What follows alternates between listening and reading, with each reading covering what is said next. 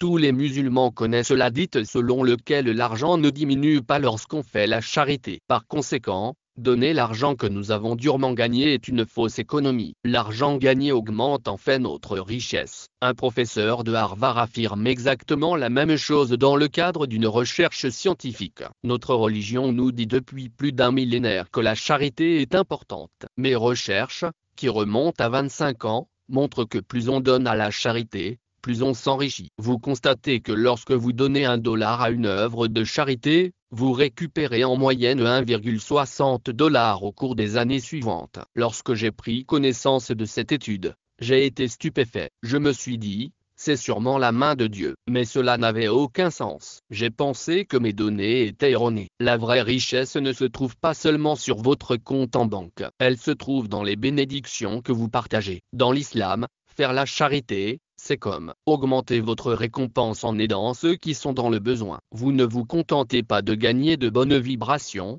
vous gagnez le plaisir d'Allah et vous accumulez des bénédictions pour cette vie et la suivante. Purifiez votre richesse et voyez votre baraka grandir, car donner, c'est gagner. Le fait est que, même si nos intentions sont pures, le don est la clé du succès. Il ne s'agit pas d'accumulation et d'accroissement. Il s'agit d'une réalité connue de l'islam qui est maintenant découverte par les scientifiques. À l'époque, je travaillais avec un psychologue. Je suis économiste. Il dit que les gens qui donnent plus d'argent s'enrichissent. Ils récupèrent bien plus d'argent que ce qu'ils donnent. La charité islamique ne consiste pas seulement à donner de l'argent. Il ne s'agit pas de donner pour en tirer profit. Il s'agit de cultiver un sentiment de compassion, d'empathie et de générosité lorsque nous donnons. Nous n'aidons pas seulement les autres, nous purifions aussi notre propre âme. Cet acte d'altruisme peut conduire à un sentiment de paix intérieure, de satisfaction et même à une augmentation de notre propre richesse. Il est important de se rappeler que l'islam n'a pas besoin d'être confirmé ou approuvé par la science. La recherche a montré que les dons de charité peuvent avoir un impact positif sur notre santé mentale et physique,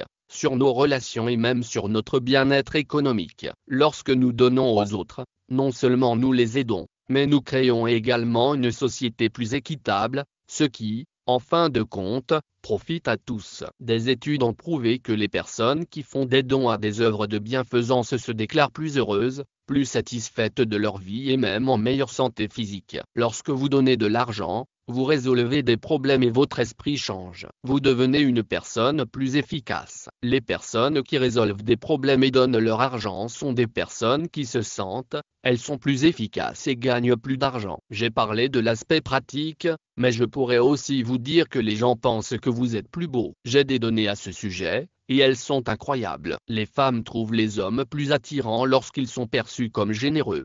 En fait, certains économistes ont même inventé l'expression retour social sur investissement pour décrire les avantages que les individus et les communautés reçoivent lorsqu'ils investissent dans des causes caritatives. Lorsque nous donnons aux autres, nous investissons dans une société plus prospère et plus harmonieuse, ce qui, en fin de compte, profite à tous. La relation entre la charité et la richesse n'est pas un jeu à somme nulle. Le gain d'une personne ne doit pas nécessairement se faire au détriment d'une autre. Il s'agit d'un cercle vertueux dans lequel notre générosité et notre gentillesse peuvent conduire à une augmentation de notre propre richesse, tant sur le plan spirituel que matériel. C'est une raison de donner, pas une raison de recevoir. Le prophète, paix et bénédiction d'Allah soit sur lui, n'a pas parlé par caprice. La promesse d'Allah est la vérité. L'islam est confirmé par la science. Nous devrions nous en réjouir. Il existe encore de nombreuses vérités que notre religion enseigne et que le monde séculier n'a pas encore découvertes. Nous devons nous accrocher avec certitude à la corde d'Allah. L'islam est le meilleur